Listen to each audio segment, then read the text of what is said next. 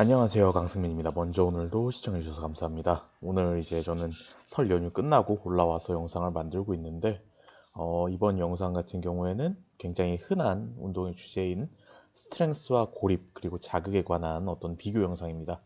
전자는 제가 항상 해왔던 방식으로 영상을 많이 올리고 있는 훈련 방식이고, 후자는 필요성을 느끼면서도 굉장히 계속 미뤄두다가 조금씩 하게 되고, 또 이제 제가 유튜브를 하면서 사람들을 좀 만나게 되면서 조금씩 배우게 되어서 경험이 쌓이고 있는 그런 영역 같습니다. 가능한 핵심만 빠르게 얘기를 해보도록 하겠습니다. 먼저 스트렝스 기반의 근비대에 대해서 얘기해 보도록 하겠습니다. 키워드로 적어 놓은 것들을 잘 이해하면 좋을 것 같아요. 근육의 성장을 자극하는 요인으로는 크게 세 가지를 뽑습니다. 근육에 가해지는 강한 장력, 근육의 에너지 소모에서 발생한 대사물질의 축적으로 인한 대사 피로, 근육의 수축 및 이완에서 발생하는 미세한 손상. 스트렝스 기반의 근비대는 이 중에서 근육에 가해지는 강한 장력을 중심으로 과부하를 이끌어가는 방법입니다. 이 방식이 주목받기 시작했던 건 아나볼릭 스테로이드의 존재가 부각되기 시작하면서입니다. 아나볼릭 스테로이드를 사용하면서 얻을 수 있는 높은 회복력을 바탕으로 한 피로도 높은 훈련 방식은 내추럴에게 적합하지 않다는 논리로 출발을 해서 높은 장력을 가능한 높은 빈도로 수행하면서 근육을 자극하되 대사 피로를 유발하는 훈련 볼륨을 낮추자는 방식이에요. 우리가 어떤 동작을 수행하는 건 뇌에서 운동신경의 수축을 지시하기 때문인데 이때 이 신호에 의해 모집되는 근섬유들을 운동 단위라고 합니다.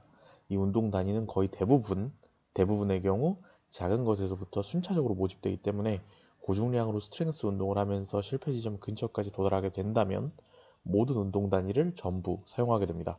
동시에 같은 피로도 대비 상대적으로 크기가 큰 운동 단위에 해당하는 속근을 더 많이 사용하게 되고요. 그렇기 때문에 휴식 시간이 속근이 사용할 에너지인 ATP의 회복에 맞춰져 있어서 일반적으로 세트 사이에 좀 긴 휴식 시간을 가집니다. 주의할 건 이걸 통해서 내추럴 또는 로이더를 분류할 수는 없다는 것입니다. 스트렝스 기반의 파워 빌딩은 내추럴이 근비대를 효율적으로 하기 위해 제시된 하나의 방향일 뿐이지 대사 피로를 쌓는 방식이나 고볼륨 훈련을 중심으로 몸을 잘 완성하는 내추럴 선수들이 분명히 있습니다. 다음은 고립과 자극을 기반으로 한 근비대 방식에 대해서 설명해 보겠습니다. 이 부분은 훨씬 잘 알고 훨씬 오래 하신 분들이 많아요. 저도 최근 1, 2년 동안 보디빌딩 선수나 피지크 선수분들 몇 분과 운동을 같이 하면서 간헐적으로 배워보긴 했지만 체득한 것이 많이 부족합니다. 그래도 이론적인 것들과 경험적인 것들을 통해 요약해보면 기본적으로 이 방식은 근비대 요인 중 대사 피로와 미세 손상을 주타기술합니다. 두 가지는 분명 다르지만 사실 이 방식의 훈련을 할 때 같이 충족하게 되는 경우가 굉장히 많은데, 먼저 대사 피로는 활동력을 대사 속도가 따라가지 못할 때 쌓입니다. 다시 말해서 세트 간 우리 몸이 완전히 회복되지 않는 것이 기본입니다. 미세 손상은 주로 신장성 수축에서 발생합니다. 단어는 복잡하지만 흔히들 버티는 네거티브로 인식하는 동작을 의미를 합니다. 단축성 수축인 포지티브 구간에서는 근육이 만들어내는 힘이 외부에서 가해지는 힘보다 강하기 때문에 장력을 만들기는 굉장히 용이하지만 근육에 상처를 입히기는 어렵습니다. 반면 신장성 수축에서는 외부의 힘이 조금 더 강하죠. 그러니까 결합된 근육 세포들의 결합이 떨어지는 과정인데 그 과정을 천천히 긁어주게 되면 뜯어져 나가면서 더 많은 상처가 발생하게 됩니다. 대사 피로 물질을 청소하면서 이 손상을 치유하는 과정에 근육은 성장을 하게 될 거예요.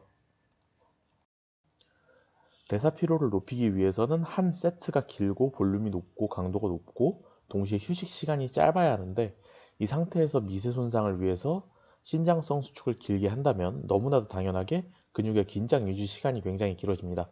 그리고 이 과정은 당연히 본인 기준으로 고중량으로는 하기도 어렵고 부상 위험도 높기 때문에 적정 중량으로 주로 하게 되고, 대사 피로를 높이는 가장 좋은 방법은 결국 실패 지점과 짧은 휴식 시간이기 때문에 이걸 전부 다 만족시키면 고강도 고볼륨 훈련이 되는 경우가 많아요. 다만 고중량은 아니겠죠. 저도 명확하게 이해를 못한 부분인데 이런 스타일의 운동을 하시는 분들은 혈류를 굉장히 중요하게 보시더라고요. 저도 같이 해보면 항상 그 운동을 하는 해당 부위에 피가 몰려서 그 피부 표면이 빨갛게 보이거나 또는 온도가 굉장히 높아져서 뜨거워지는, 뜨겁다라고 하는 게 따뜻한 정도를 얘기하는 거예요. 그 정도를 경험을 했습니다. 이걸 근데 다 따로 생각할 필요는 없고 앞에 언급한 것들을 만족하게 운동을 하다 보면 자연스럽게 그렇게 된다는 이야기입니다. 두 훈련 방법은 사실 당연히 거의 대척점이라고 할 만큼 완전히 다른데 개인적으로 경험과 지식을 통해 가장 큰 차이를 정리해보면 스트렝스 기반의 훈련은 메인 세트를 진행하는 동안 최고의 컨디션을 유지하는 게 가장 중요합니다. 다시 말해서 세트 사이에 푹 쉬면서 동일한 피로도 대비 속근의 활용을 최대한 높이기 위해서 고중량으로 고강도를 다룬다는 이야기입니다. 다만 이 고강도는 실패 지점보다는 낮아야 합니다. 실패 지점이 쌓여서 장기간 신경계 피로가 누적된 상태가 된다는 이론은 사실 반대되는 의견도 많지만 적어도 실패 지점이 그날 즉각적인 피로를 유발할 수 있다는 건 대부분 동의하는 의견입니다. 적어도 실패 지점에 도달하고 나면 20에서 30분 정도는 수행 능력이 낮아질 수 있어요. 저도 이제 실패 지점을 겪고 나면 몸이 갑자기 축 처지는 그런 현상 같은 경우에는 자주 경험을 합니다. 그렇기 때문에 가능한 실패 지점은 아니더라도 최대한 큰 운동 단위를 전부 모집할 수 있는 중량과 강도로 운동을 하면서 매 세트 이렇게 될 수 있도록 상대적으로 긴 휴식 시간을 유지합니다. 스트렝스를 메인으로 하는 경우 아예 실패 지점을 제한해서 2개 이상 더 할 수 있는 상태를 유지하면서 훈련을 끝내는 것이 장기간 좋다고도 하는데 저는 사실 개인적으로 RP10 또는 그 실패 지점을 할 때 그 근처에서 오는 만족감을 너무 좋아하기 때문에 그래도 하루에 한 세트 정도는 항상 실패 지점을 가는 경우가 대부분이긴 합니다. 다만 가능하면 실패 지점보다 직전 적어도 아니면 조금 여력을 남기고 끊는 게 그날 전체 훈련 루틴의 질을 높이기에 좋다는 건 공감하고 있어요. 여하튼 줄여보면 동일한 훈련 볼륨 피로도 대비 가능한 큰 운동 단위와 속근 모집의 효율을 높이기 위해서 가능한 오래 쉬고 좋은 컨디션을 유지하면서 메인 세트를 하는 게 핵심입니다. 반면 고립과 자극, 대사 피로를 기반으로 한 금비대를 할 때는 웜업 후에 특정 세션을 할 때, 특정 운동 몇 세트를 할 때 휴식 시간을 절대 길게 가져가지 않습니다. 목적이 피로를 쌓는 것이기 때문에 휴식 시간이 길어지면 회복이 돼버리겠죠. 회복되기 전에 들어가야 하고 피로를 높이기 위해서 거의 몇 세트 실패 지점에 가깝게 들어갑니다. 아프고 고통스러운 경우도 많은데 이 방식에서는 특정 운동의 세트 사이의 휴식 시간이 늘어지면 그냥 다시 하는 게 맞을 정도로 효율의 차이가 큽니다. 그러니까 완전히 쉬고 나서 다음 세트로 들어가면 그 이어지는 그 템포가 완전히 끊어진다고 보시면 돼요. 한 종목 끝나고 다음 종목으로 이어지는 사이에는 좀 더 길게 쉴 수도 있지만 특정 종목 세션을 이어갈 때는 쉬지 않게 그 휴식 시간이 길어지지 않게 계속 밀어붙여야 합니다. 이렇게 한다면 너무나도 당연하게도 피로가 엄청나게 쌓입니다. 대사 피로가 쌓이고 회복이 덜 된 상태에서 계속해서 몰아붙이면 당연히 상처도 피로 물질도 쌓입니다. 이래서 정신력 싸움이란 얘기를 많이 하는 것 같은데 누군가와 같이 할 때와 혼자 할 때 이런 루틴의 강도는 정말 달라질 수밖에 없어요. 특히 누군가와 같이 한다면 드랍 세트나 보조를 이용해서 실패 지점에서도 극한의 실패 지점까지 도달하는 어떤 방식의 훈련도 가능하겠죠. 가장 중요한 포인트는 결국 운동하는 동안 최대 강도를 유지해서 항상 힘들고 피로가 쌓여야 한다는 그런 것입니다. 저랑은 사실 잘 안 맞는 것 같은데 그래도 나름 재밌기도 하고 금비대에는 도움이 될 것 같다는 생각은 해보면서 많이 들어요. 다만 한 가지 주의사항은 피로도와 근육통이 훨씬 큽니다. 이야기가 길어졌는데 앞서서 말한 포인트들을 찾아서 본인에게 이제 필요한 운동을 잘 구성하시면 좋을 것 같습니다. 다음은 너무나 식상한 이야기지만 제가 항상 하는 둘 다 해야 되는 이유입니다. 고중량 스트렝스 운동은 속근의 근비대와 근력, 협응력을 키울 수 있고 고립과 자극을 더 우선시하는 근비대 훈련은 버티는 능력을 통한 안정성, 지구력, 그리고 피로 물질에 대한 회복력을 키울 수 있습니다. 운동의 목적이 어디 있는지에 따라서 그리고 본인의 적성에 따라서 당연히 더 선호하는 쪽이 분명하게 있겠죠. 저 또한 당연히 그렇고요. 하지만 두 가지 훈련은 상호 보완적이기도 하고 훈련 순서를 잘 정하고 피로도 분배를 잘 한다면 두 가지 다 꾸준히 같이 할 수 있는 것들이기도 합니다. 장기적으로는 두 가지 다 한 사람들이 일반적으로 피지컬이 더 좋아질 거고요. 물론 이제 극단적인 스트렝스를 추구하는 대회를 준비하는 완성된 몸을 가진 탑 클래스 선수라면 후자의 훈련을 거의 하지 않는 것이 더 좋을 수도 있겠지만 사실 그 정도 되는 사람은 전국에 몇 명 없고 이미 자신의 길을 잘 만들어서 하고 있을 거예요. 굳이 제 얘기를 듣고 참고할 필요도 없이.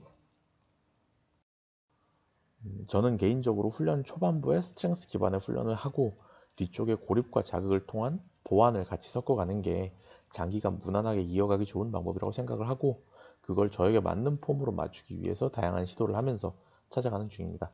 다만 여전히 잘 모르겠어요. 이것저것 생각하는 것과는 다른 것들이 실제로 하다 보면서 계속 생기다 보니까 개개인마다 생활 환경, 피로도, 수면 여건, 체형 등등 많은 것들이 사실 다 다르기 때문에 저는 이것저것 다 해보면서 찾는 게 가장 좋다고 생각을 합니다. 얼마 전에는 이제 굉장히 특이한, 제가 나중에 이제 결과를 보고 리뷰를 할 텐데, 이론하고 관계없이 모든 운동을 그냥 눈에 보이는 대로 다 잡아서 실패 지점 근처에 20회 4세트씩 하는 그런 특이한 짓도 한 일주일 정도 해봤는데, 생각과는 다르게 굉장히 운동이 잘 되기도 했어요. 여하튼 이제 지식 같은 경우에는 결국 경험으로 완성이 되는 거기 때문에 여러분들도 다양한 경험으로 본인만의 방법을 확립해 나갔으면 좋겠습니다. 여기까지 하고 이번에는 마이프로틴 신제품 소개입니다.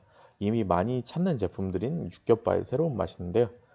맛있어요. 사실 근데 저 같은 경우에는 딱히 미각이 까다로운 편도 아니고 대부분 잘 먹는 편이라 강조하기는 어렵지만 육겹바도 그리고 이 신제품도 맛있습니다.